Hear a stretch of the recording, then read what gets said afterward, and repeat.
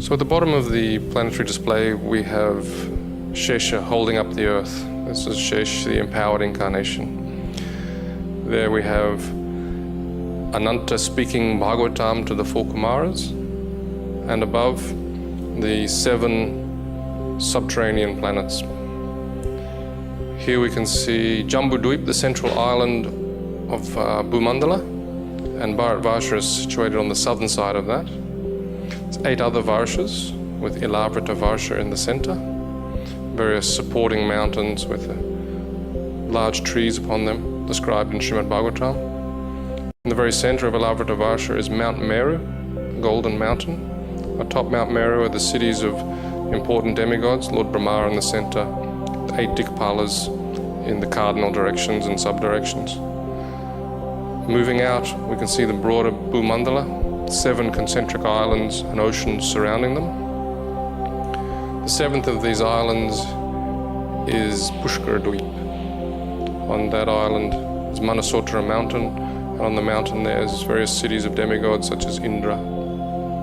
Out further is Lokaloka mountain. These large elephants stand atop Lokaloka mountain to balance Bhumandala. Outside of Lokaloka mountain is Aloka Varsha, which is dark. The rays of the sun and the other luminaries extend up to Lokaloka mountain. On Manasotra mountain here on Pushkaradweep, the sun travels above this mountain at the southernmost point of its annual orbit. Above Bhumandala is Bhuvarloka, which is the residence of the Charanas, Siddhas, Yakshas, Gandharvas, and above there is Swargaloka, beginning from the sun and extending up to the pole star Dhruvaloka. This is the moving part of the planetary display. Here we can see the sun and the moon moving in their chariots. The chariots are being drawn by horses moving in the anti-clockwise direction, but they're traveling with the wheel of time moving in the clockwise direction faster, so it looks as if they're moving backwards. Above them the zodiac of stars, more planets, and another realm of stars. So here we can see everything moving with the Kala Chakra, circumambulating the axis that connects Mount Meru with Dhruvaloka. Above these planets, we come to the planet of the 7 sages, the Saptarshi. You can see them here. They're commonly known as the Big Dipper, and then Dhruvaloka, the pole star. On the ocean of milk situated there, Kshirodakshaya Vishnu, who is the Paramatma within everyone's heart, he resides on Anantashesh. Moving up beyond there, we have Mahaloka, Janaloka, Tapaloka, and Satyaloka. In this video, we haven't included many of the details for there, but on Mahaloka, Janaloka, Tapaloka, we have residences of the Lord, such as Lord Varaha, Lord Vamana, and so on. Here's Brahmaloka, and on Brahmaloka, we also have a form of the Lord Garbhodakshaya Vishnu as the Sahasrashirsha Purush. Beyond there is the 7 coverings of the universe, earth, water, fire, etc. And outside of the universes is the abode of Lord Shiva, Shiva Loka. There he resides eternally.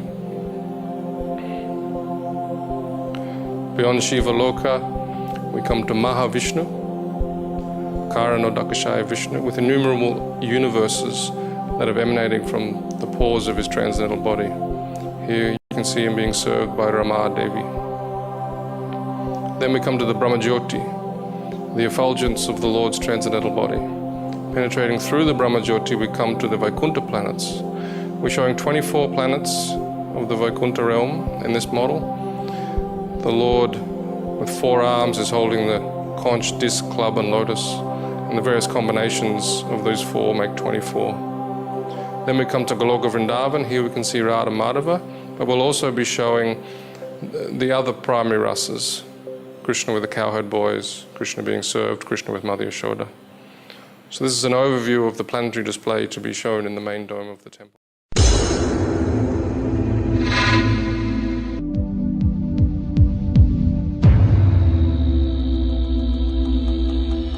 The universe universe is a sphere encased by successive coverings of the elements earth, water, fire, air, ether, intelligence, and ego. As a coconut has its hard outer shell and inner liquid, so the universe has its outer coverings and an inner space half filled with ocean water. On that ocean, another Vishnu expansion reclined on a serpent bed while being massaged by his consort Lakshmi.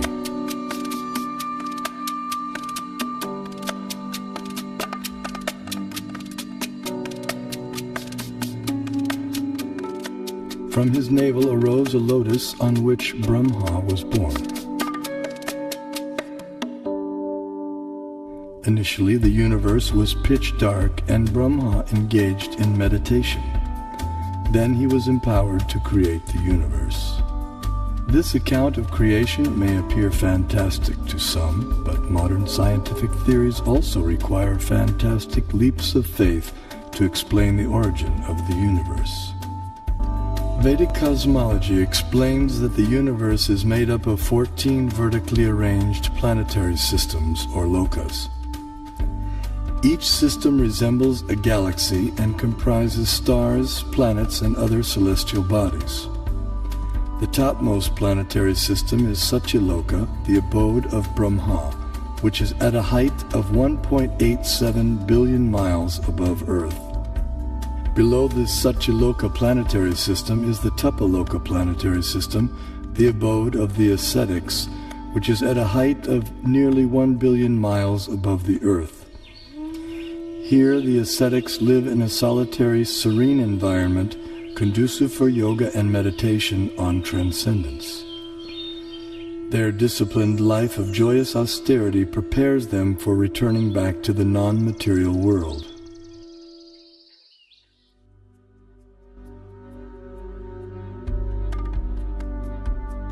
As we move down from Tapaloka, we pass through Maharloka and Janaloka until we reach the Svargaloka planetary system, also known as heaven. And then from the center of the dome, a chandelier, which shows the planets according to the Vedic version.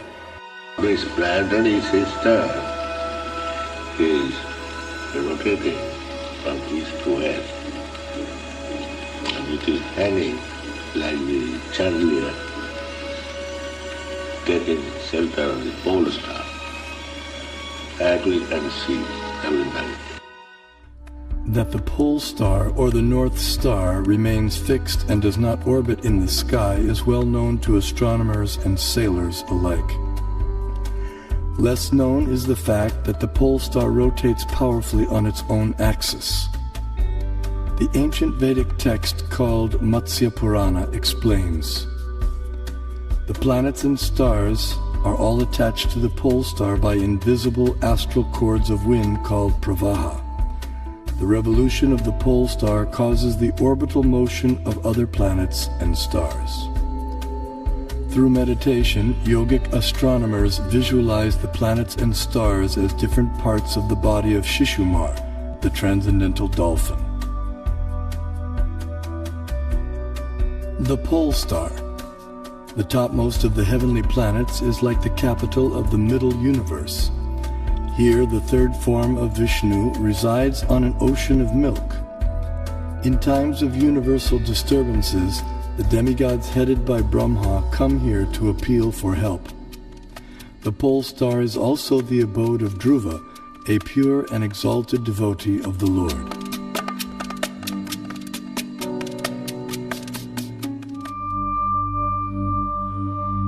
The Vedic geocentric model explains how the sun moves around the pole star, situated vertically above Earth's north pole. As the sun goes around the Earth globe, we experience day and night. The stationary Earth, unlike the pole star, does not revolve on its own axis, though it is slightly tilted toward the pole star. During summer in the northern hemisphere, the North Pole experiences 6 months of daylight. Conversely, during summer in the southern hemisphere, the South Pole experiences 6 months of daylight. These 6-month periods correspond to a day and night for the demigods living in the heavenly planetary system. Vedic cosmology accounts for this phenomena by the vertical motion of the sun, technically called Uttarayana and Dakshinayana. The sun moves upward on an incline for half a year and then downward for the next half. This motion produces two effects on Earth, namely the changing of the seasons and the varying durations of day and night. Ordinary vision sees the sun to be a mere globe of fire. However, celestial vision reveals a personality residing over the sun. His name is Vivasvan, and he rides on a golden chariot pulled by 7 divine horses at a speed of 16,000 miles per second. The chariot has one wheel which moves on celestial Manasottara mountain. The horizontal shaft is linked to the axial hub of the universe, Mount Meru, and the diagonal shaft is linked to the pole star. With each circular path, the wheel gradually moves laterally inward for 6 months and then outward for 6 months. Similar to the chariot's vertical motion, this lateral action fine-tunes seasonal changes on Earth. When the orbital motion of the sun is viewed from above, its illumination is seen to extend out to half of the greater Earth plane.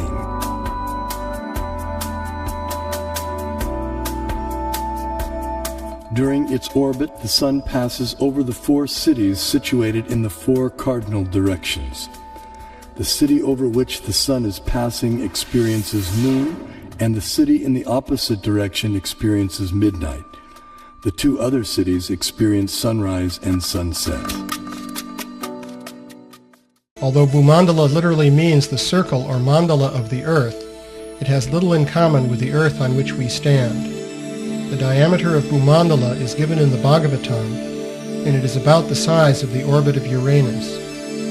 Bhumandala is divided into a series of geographic features called oceans and islands. But these are geometrically perfect rings of cosmic size with no resemblance to irregular earthly continents. In the center of Bhumandala is the circular island of Jambudvip, with 9 subdivisions called Varshas. These include Bharatavarsha, which can be understood in one sense as India, and in another as the total area inhabited by ordinary human beings. Jambudvip is centered on the geometrically shaped Sumeru mountain, which represents the world axis and is surmounted by the city of Brahma, the universal creator. The Bhagavatam presents astronomy in geographical and mythological language, and the mode of presentation is different from the familiar modern approach. Although the Earth disk of Bhumandala may look naively unrealistic, careful study shows that the Bhagavatam uses it to represent at least 4 different reasonable and consistent models. Vishnu Purana also describes the Earth as Bharatkanda and gives its diameter as 8,000 miles. The Earth is also referred to by the name Bharatkanda in the invocation Sankalpa mantra chanted by Brahmana priests since time immemorial up until the present day. Jambudvipe Bharatavarshe Bharatakande Meroho Dakshine Pash. Vedic cosmology gives descriptions of the entire cosmos, including its subtle features. Perception and access to these subtle features, however, requires karmic qualification. Consequently, much of the cosmos described earlier, as well as parts of the cosmography about to be described, are imperceptible and inaccessible to us earthly inhabitants. Bharatkanda is one of the 9 islands of the larger and originally bow-shaped Bharatvarsha, which was divided by the sons of Sagara. Being completely surrounded by water, the islands are mutually unreachable. In the Vedas, Bharatkanda, our Earth, is also referred to by other names such as Sudarshan Dvip, Kumarika Dvip, and Navadvip, etc.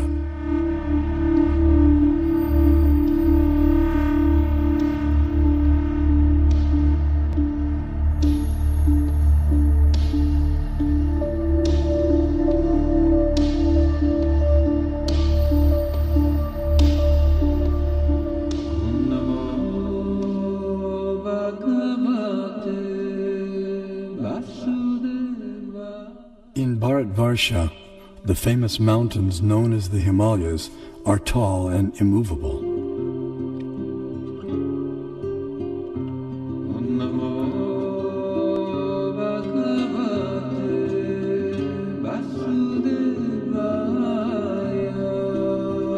Here we find an abode of Lord Shiva, the greatest of the demigods.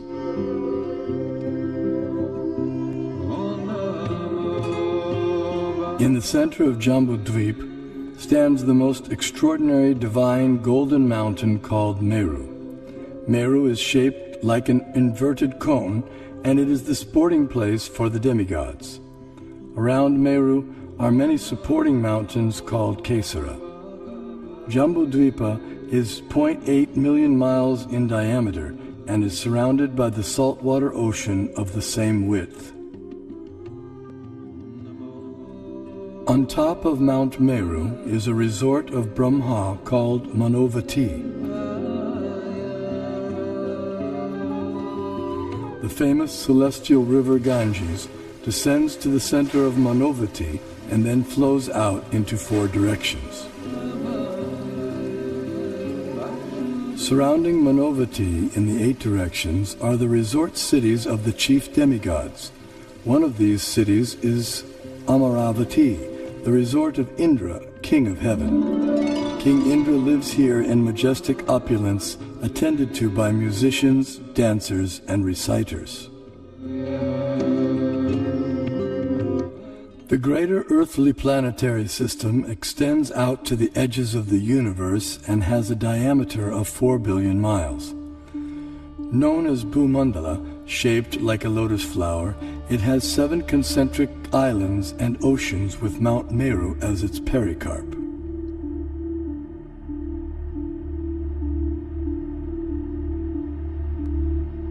The 7 oceans respectively contain salt water, sugarcane juice, liquor, clarified butter, milk, emulsified yogurt, and sweet drinking water.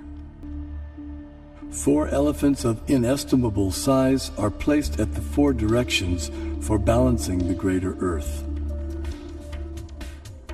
Below the earthly planetary system are 7 subterranean realms named Atala, Vitala, Sutala, Talatala, Mahatala, Rasatala, and Patala, which do not receive sunlight and which are inhabited primarily by demoniac living entities. To reach the first one must go 80,000 miles downward through underground tunnels. At successive depths of 80,000 miles are the remaining 6 netherworlds, all of which are fully developed underground civilizations. In the 4th level downward, Talatala Loka, lives the magical architect Mayadanava, who has designed many brilliantly decorated cities where proud materialists reside.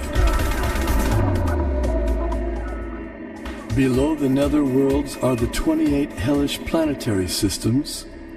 The demigod of justice, Yamaraj, judges the unrighteous human beings after their deaths and sends them to one of these planets. There, errant souls are administered appropriate punitive measures corresponding to their misdeeds.